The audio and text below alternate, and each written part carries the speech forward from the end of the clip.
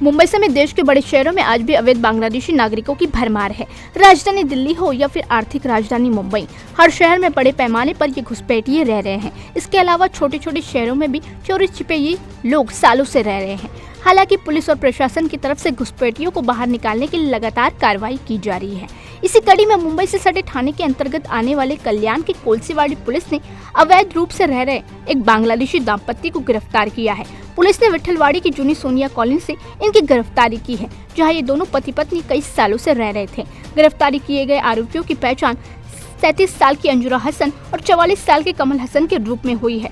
Police की यदि माने तो ये दोनों पिछले 7 से 8 सालों से भारत में अवैध रूप से रह रहे हैं। इनमें से आरोपी हसन रिक्शा चलाता है, जबकि उसकी पत्नी घरों में काम करती है और इस तरह से ये अपना जीवन यापन कर रहे थे। कोलसीवाड़ी पुलिस थाने के क्राइम पीआई गणेश तिहाड़ी ने बताया कि आरोपियों के बच्चे फिलहाल बांग्लादेश में ही है, वह अब तक यहाँ नहीं आ पाए हैं। शुरुआती जांच में सामने आया कि आरोपियों ने अवैध तरीके से सीमा पार कर भारत में प्रवेश किया और पिछले कई वर्षों से स्थानीय स्तर पर काम कर रहे हैं। अच्छा, आपने 2 बांग्लादेशियों को गिरफ्तार किया।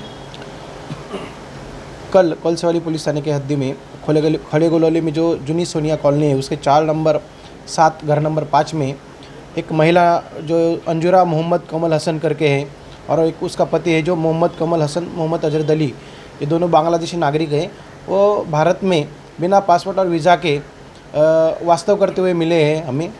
उसके मिलने के बाद फिर पुलिस कांस्टेबल रामदास उगले जो निम्नक उल्लासनगर क्राइम यूनिट में है, उन्होंने जो फिर्याद दिया है उसके ऊपर से पुलिस थाने में 1172/2024 भारतीय पासपोर्ट अधिनियम कलम 3(4) और विदेशी व्यक्ति अधिनियम कलम 13 और 14 के तहत मुकदमा दर्ज कर दिया गया है। आगे की तफ्तीश चालू है। ये इनका व्यवसाय क्या था और कितने सालों से रहते थे?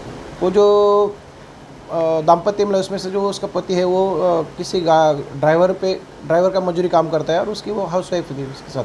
कितने सालों से यहाँ पे रहते थे? लगभग वो 7 से 8 साल से इधर रह रहे हैं, ऐसा अभी तक तफ्तीश में मालूम हुआ है। आगे की तपाश चालू है। बहरहाल पुलिस अब तक इस बात का पता लगाने में जुटी हुई है कि कथित अवैध प्रवासियों को यहाँ लेकर कौन आया और उनके रहने की व्यवस्था किसके माध्यम से हुई। पुलिस का कहना है अवैध रूप से रह रहे विदेशी नागरिकों पर कड़ी निगरानी रखी जा रही है। ऐसे लोगों के खिलाफ कठोर कार्रवाई की जाएगी। वहीं स्थानीय नागरिकों से भी इस कार्रवाई का स्वागत किया और पुलिस से मांग की इस क्षेत्र में अवैध रूप से रह रहे अन्य संदिग्धों की जाँच की जाए। इसके अलावा पुलिस प्रशासन ने भी नागरिकों से अपील की है, यदि उन्हें किसी भी संदिग्ध व्यक्ति की जानकारी मिले तो तुरंत पुलिस को सूचित करें।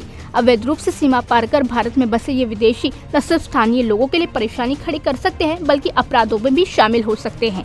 वही देश की आंतरिक सुरक्षा के लिए भी चुनौती बन सकते हैं। लिहाजा इनके खिलाफ कार्रवाई वक्त की जरूरत है। Crime desk, DC news India, Ulhasnagar.